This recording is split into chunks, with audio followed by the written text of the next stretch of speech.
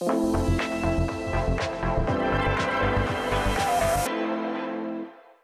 à toutes et à tous, bienvenue dans l'école du futur, je suis ravie de vous retrouver. Au sommaire de cette émission, on ouvre avec notre focus parce que bien utiliser les écrans à la maison, ça s'apprend en famille et au jour le jour. Le Clémy vous propose un nouvel épisode de votre série préférée, La famille tout écran. Et puis il aurait pu faire l'objet d'une capsule rôle modèle, mais nous l'avons avec nous aujourd'hui en plateau. Luc Julia, bonjour. Bonjour. Vous êtes ingénieur, auteur, spécialiste de l'interaction homme-machine. On vous connaît pour votre travail chez Apple, notamment concernant l'assistant vocal Siri, et vous officiez désormais chez Renault comme directeur scientifique.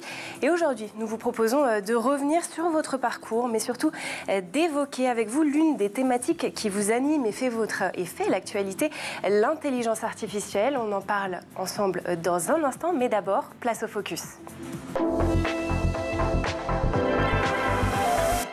Focus aujourd'hui sur une utilisation saine et maîtrisée du numérique dans les foyers. C'est avec notre partenaire Le Clémy et sa série La famille tout écran. On se retrouve tout de suite après votre nouvel épisode.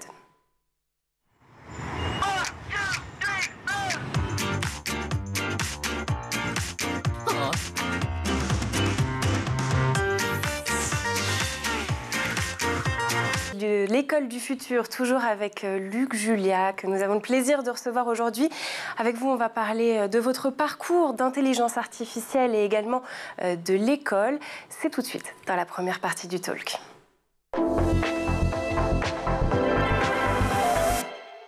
Je le disais donc en introduction, vous êtes ingénieur, spécialiste de l'interaction homme-machine. Vous êtes directeur scientifique chez Renault aujourd'hui et surtout vous êtes auteur de IA générative, pas créative. L'intelligence artificielle n'existe toujours pas, paru aux éditions Le Cherche Midi. Merci déjà d'être avec nous pour cette émission. Alors dans un premier temps, Luc, j'aimerais qu'on revienne du coup sur votre parcours. Vous êtes natif de Toulouse, diplômé de mathématiques et d'informatique et vous avez soutenu une thèse en 1995 sur les interfaces homme-machine. Qu'est-ce qui vous a amené si tôt dans votre parcours à explorer cette interaction homme-machine ?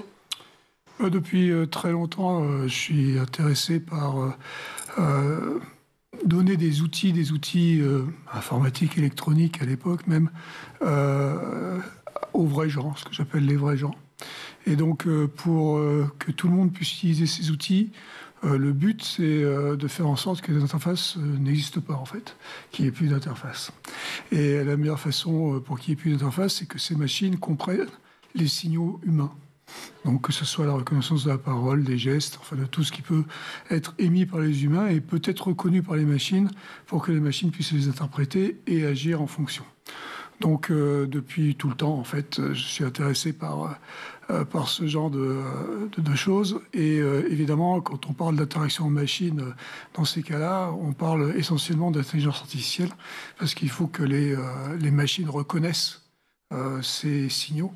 Et c'est de l'intelligence artificielle de reconnaître la parole, de reconnaître les gestes, de reconnaître ce qui se passe sur les visages, etc., etc.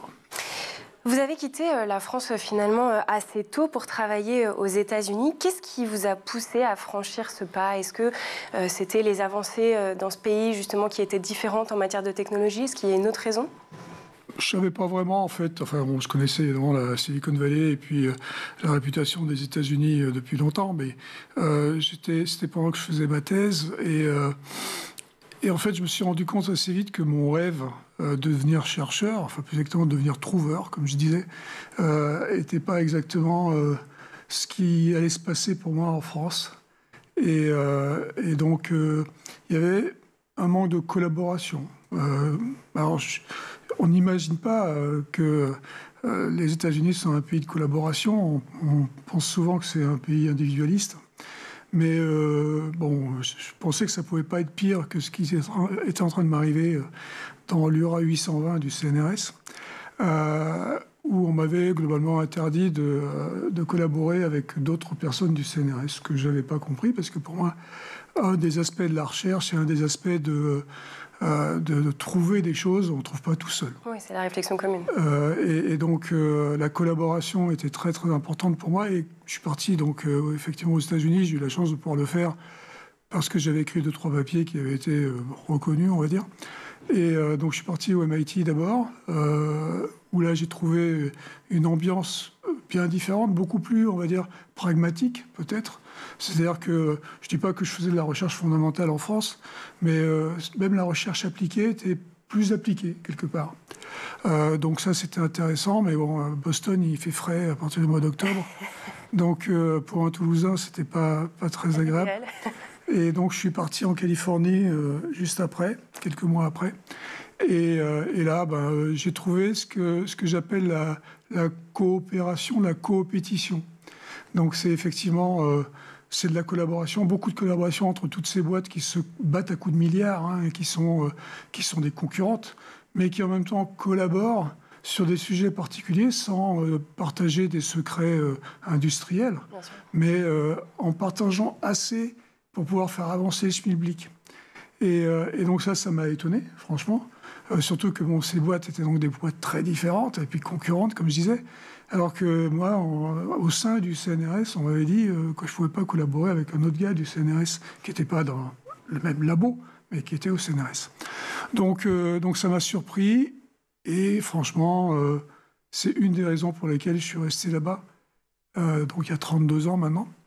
Et on voit cette coopétition, cette collaboration, elle est engrainée dans cette Silicon Valley. Et elle est héritée de la ruée vers l'or, de la conquête de l'Ouest. C'est vraiment le même esprit. On a des gens qui viennent du monde entier, hein, qui ont des focus complètement différents, qui ont des cultures complètement différentes, et qui viennent chercher la pépite. Et la pépite, c'était effectivement l'or en 1850. Mais aujourd'hui, et depuis quelque temps, depuis une soixantaine d'années maintenant dans la vallée, un peu plus, c'est les différentes technologies sur lesquelles on travaille. Et donc les gens viennent travailler là-dessus, donc encore une fois du monde entier, avec leurs prismes différents. Et c'est ces prismes différents qui font justement avancer les choses, pour moi, plus vite. Et c'est pour ça que la Silicon Valley est aussi, a autant de succès. Bon, on la critique souvent, on dit souvent, surtout ici en France, j'entends souvent dire la Silicon Valley est morte. Bon, je peux vous assurer qu'elle ne l'est pas. Et justement, là-bas, l'une des boîtes dans lesquelles vous avez travaillé, c'est Apple. Hein, c'est l'un des premiers éléments, on va dire, marquants de votre carrière, du moins d'un point de vue public. Quand vous êtes arrivé là-bas, c'était déjà une entreprise mythique. Qu'est-ce qui vous a le plus impressionné peut-être dans la culture? Puisque visiblement, vous parlez de différences de culture entre la France et les États-Unis. Chez Apple, qu'est-ce qui vous a le plus marqué? En fait, Apple, c'est la boîte la moins Silicon Valley de la Silicon Valley. C'est à l'époque du moins, hein, parce que ça a beaucoup changé évidemment depuis 30 ans. Mais à l'époque, c'était vraiment une boîte qui était dans le secret et très éloignée justement de ces coopétitions et collaborations. Ils ne participaient pas à ces meet-up et toutes ces choses qui faisaient cette émulation de l'époque. Donc c'était une boîte assez particulière, avec cette culture qui était la culture du secret, qui était entretenue par Steve Jobs et ses équipes. Donc, franchement, c'était pas ma boîte de choix. Hein, et j'ai fait beaucoup de choses avant Apple, puisque j'ai fait 10 ans de recherche et 10 ans de start-up. Et en créant ces start-up, quelques-unes qui ont quelques millions d'utilisateurs quand même. Et puis après, j'étais chez HP, qui est une des boîtes mythiques aussi, vraiment la boîte fondatrice de la Silicon Valley, hein, puisque ça a été fondé dans les années 50, juste après la guerre. Et donc, ces boîtes-là, on a fait quand même des choses pas trop mal non plus, puisque ça touche beaucoup de gens. C'est des imprimantes connectées à l'époque. Bref, et donc je suis arrivé à Apple, je dirais pas contraint et forcé, hein, j'ai quand même choisi, mais c'est parce qu'ils ont fait l'acquisition d'une des technologies sur lesquelles j'avais travaillé dans la fin des années 90, donc 14 ans avant. Et donc, au moment de cette acquisition, un des cofondateurs de la boîte qui avait été acquise m'a demandé si je voulais participer à l'aventure. Et après avoir hésité un peu, franchement, j'ai accepté. J'ai effectivement dirigé Siri à l'intérieur d'Apple pendant 1 an seulement. Oui, ça c'était en 2011, c'est ça? Oui, parce que 2011-2012, parce que c'était les craintes que j'avais au moment où j'hésitais pour y aller se sont avérées exactes. C'est-à-dire que c'est très compliqué de rajouter des services. Hein. Siri, c'est une plateforme de services. Et c'était très compliqué de rajouter des services si les services n'étaient pas contrôlés par Apple. Et donc, on a vu ça avec Maps, par exemple, où ils ont voulu faire une Maps absolument contre les Google Maps. Et bon, on a vu que c'était pas forcément aussi bon. Ça a mis beaucoup de temps à être aussi bon qu'un Google Maps. Donc, bref, tout ça pour dire que Apple, c'était une aventure intéressante. Mais c'est effectivement une toute petite partie de votre CV, bien sûr. Ça se vérifie quand je vous ai présenté en début d'émission. Je ne pouvais pas mettre toutes vos qualités et tout ce que vous avez pu faire au cours de votre carrière. Mais on sait qu'elle est longue.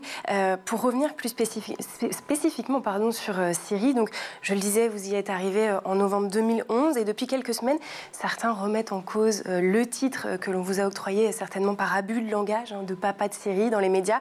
De votre côté, comment vous définiriez, vous, avec précision, du coup, votre contribution historique à cette outil? Je ne dis pas le papa de Siri, je dis le grand-père de Siri, parce que Siri, nous l'avons créé dans les années 90 dans un labo de Stanford Research Institute. Donc, c'était dans un labo de recherche. Ça a été créé à travers quelque chose qui s'appelait The Assistant. C'était un assistant vocal, un des premiers assistants vocaux qui marchait. Et Siri a été transformé, évidemment, et redéfini. Et il y a une boîte qui a été créée en 2007, donc 10 ans après que nous l'ayons créée. Et c'est cette boîte qui a été acquise par Siri, par Apple. Et c'est ce groupe que je suis venu diriger après chez Apple. Donc, oui, je suis le papa, le grand-père, tout ce que vous voulez de Siri avec Adam Shire. C'est pour ça que je dis toujours co-créateur de Siri et que je ne dis jamais co-fondateur de Siri. Donc, la polémique, c'est la polémique, c'est, je dirais, la rançon de la gloire. Hein. Plus vous êtes connu, plus vous avez une chance qu'on dise à peu près n'importe quoi sur vous et qu'on essaye de faire du buzz avec votre nom. Bon, finalement, ça a l'air de couler sur vous et c'est l'essentiel. Je vous propose de marquer une courte pause dans nos échanges. Et pour ce faire, je vous propose de faire un petit tour du côté de la planète tech.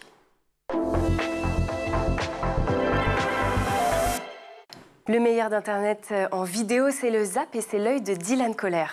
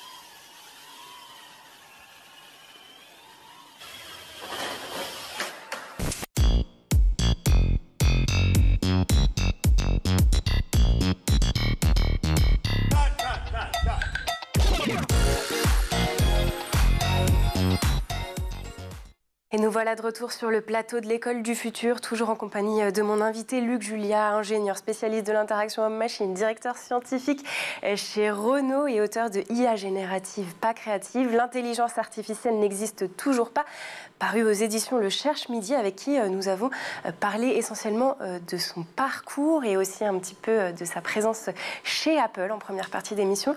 On continue à discuter cette fois-ci d'intelligence artificielle et d'école. C'est tout de suite dans la seconde partie du talk.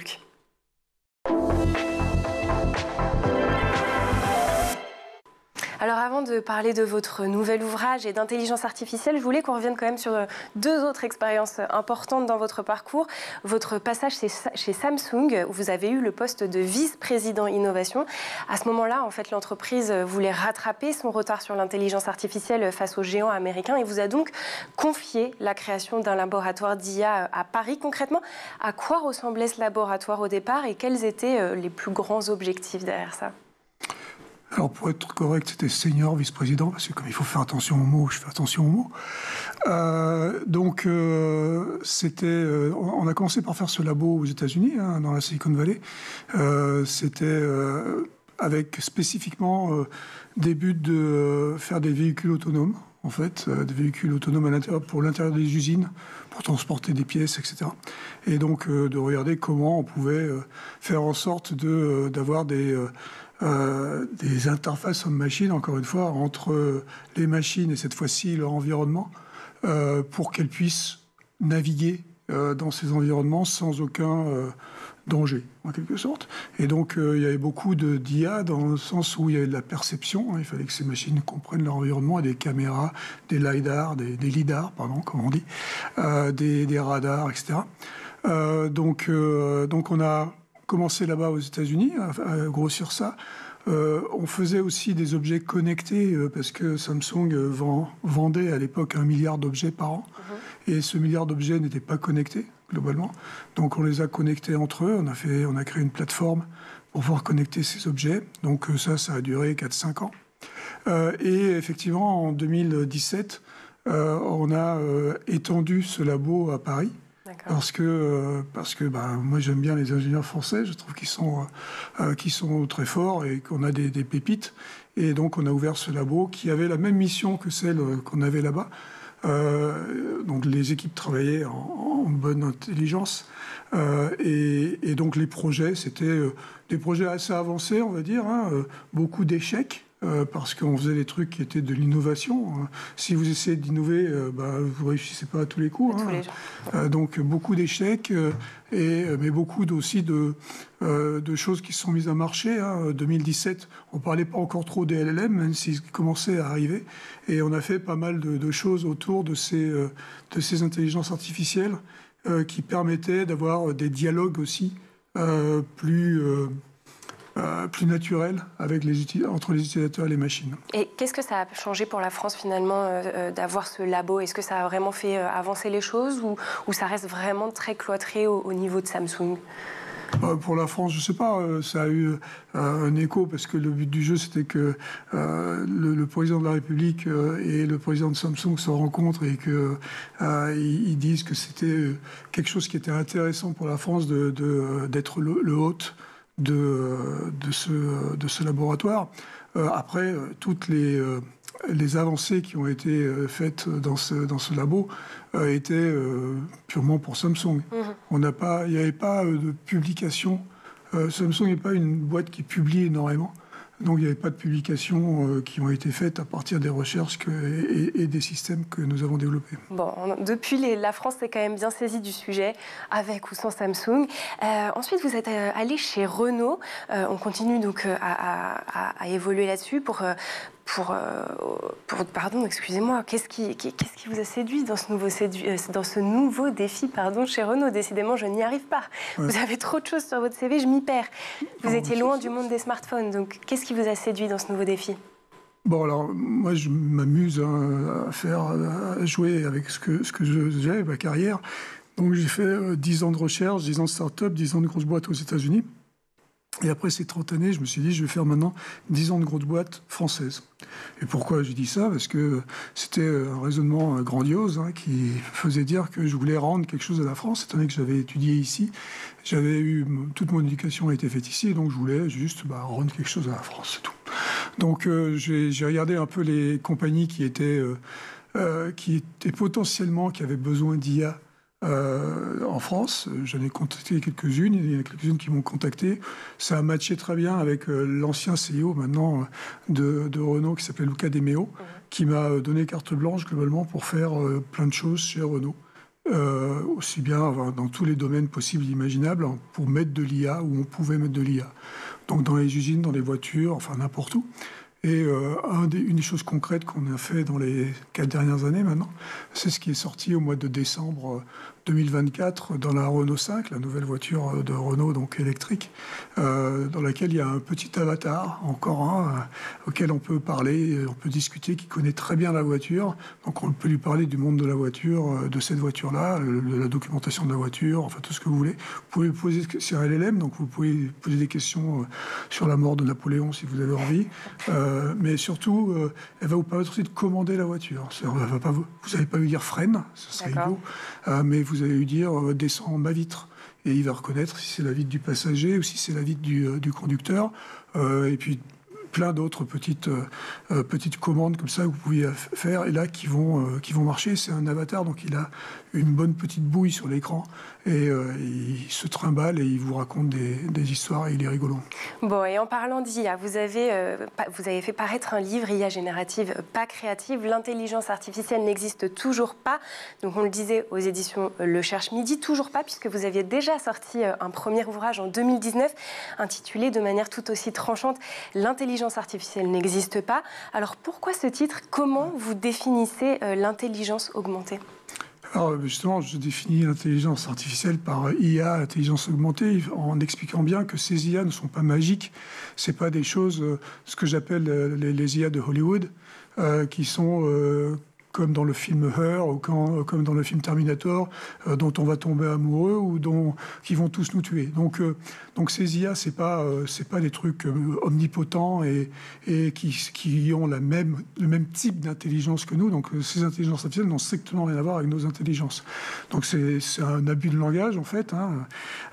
Et donc il faut juste remettre les choses à leur place. Donc je parle d'intelligence augmentée parce que c'est finalement que des outils spécialisés qui sont très bien, par définition même de l'outil, ils sont utiles, mais dans des domaines très particuliers. Et donc on a plein d'intelligences artificielles différentes. C'est pour ça que j'aime bien parler des intelligences artificielles et pas de l'intelligence artificielle, parce que quand on parle d'intelligence artificielle, il y a ce fantasme sur le fait que cette IA pourrait être omnipotente, plus forte que nous. Je ne sais même pas ce que ça veut dire, plus forte que nous, étant donné que de toute façon, dans les domaines particuliers pour lesquels ces outils ont été développés, ils sont meilleurs que nous, par définition même de l'outil. Et vous, quel est votre rapport à l'IA aujourd'hui, justement, dans votre quotidien ? Moi, j'utilise l'IA comme un outil, les IA en fonction des tâches que je fais.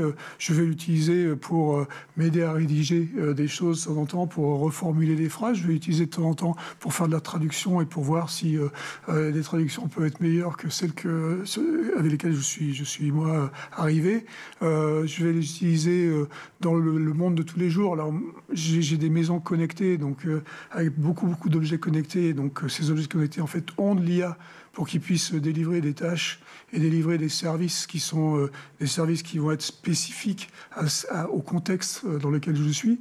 Donc ces objets, en l'occurrence j'en ai 219 dans ma maison en Californie, et ces 219 objets connectés, en fait, ils vont collaborer entre eux pour pouvoir délivrer les tâches qui sont à délivrer au moment T. Et donc ça, c'est de l'intelligence artificielle parce que, en gros, c'est la preview de ce qui va arriver maintenant, de ce dont on parle de plus en plus, qui sont les IA agentiques. Donc, qui sont des petits agents qui vont tous essayer de faire des choses très très particulières, mais en les mettant tous ensemble, en les coordonnant tous ensemble, ils vont faire des tâches beaucoup plus complexes. Donc voilà, donc j'ai beaucoup de petits agents, de petites IA qui font plein de trucs à la maison pour pouvoir aider la famille dans les différentes tâches. Dans votre ouvrage, vous rappelez aussi qu'il faut réguler, mais avec finesse, sans anticipation au niveau des applications des technologies, plutôt qu'à celui des technologies. Qu'est-ce que vous entendez par là ? Il faut faire très attention quand on met une technologie en entier dans un gros sac et on dit c'est interdit. Potentiellement, on se coupe les ailes de l'innovation. Parce que cette technologie, en fait, on ne sait pas quelles sont les applications possibles. Et donc, c'est compliqué de réguler au niveau de l'application, parce que ça veut dire qu'il faut être réactif, il faut être agile, et c'est pas forcément, justement, le forté de ces institutions qui créent les lois, qui créent ces régulations, parce que elles sont un peu lentes à la détente. Mais malheureusement, de plus en plus, on essaye d'anticiper sur ce que ces technologies pourraient faire, alors qu'on n'en sait rien, on ne les connaît pas encore, on ne les comprend pas encore, surtout quand on n'est pas des spécialistes et qu'on est des spécialistes de la régulation plutôt que des spécialistes de la technologie. Donc, ce qui m'embête avec ce que je vois dans certaines régulations, et surtout en Europe, parce que c'est clair que les régulations européennes sont très différentes des régulations américaines, c'est que nous, on essaie d'anticiper, et donc on met dans des sacs des choses interdites, dans des technologies interdites, alors qu'on ne connaît pas les applications potentielles. Aux États-Unis, ça ne se passe pas exactement comme ça, c'est plus de la jurisprudence. C'est-à-dire qu'il y a des problèmes, il faut les reconnaître, et quand il y a des problèmes, on dit, il y a eu un problème, on va essayer de faire attention à ce truc-là en particulier. Donc c'est a posteriori au lieu d'être a priori. Alors évidemment, il y a des blessés, il y a des morts, il y a des choses qui se passent qui ne sont pas bien, mais au moins on a compris comment ça marchait. Et se couper les ailes de l'innovation à cause de la régulation, je pense pas que c'est une très bonne idée. Vous parlez aussi, non plutôt, c'est pas que vous parlez, vous l'évoquez certainement dans votre livre, mais est-ce que vous croyez à l'IA consciente et à l'intelligence artificielle générale, donc cette hypothétique IA capable de transférer des connaissances d'un domaine à un autre, de faire preuve de créativité et d'adaptabilité comparable à celle de l'humain, ou est-ce que pour vous, ça reste encore du domaine de la science-fiction ? C'est de la science-fiction, c'est pour ça que le titre du bouquin, c'est IA générative, pas créative. Elle génère à partir de modèles qui ont été des modèles qui sont basés sur des données qui sont des données du monde d'hier, et pas du monde de demain, parce qu'on ne connaît pas. Ces IA ne sont absolument pas créatives, elles ne créent pas. Alors la conscience, c'est encore pire, on ne sait même pas ce que ça veut dire exactement de la conscience.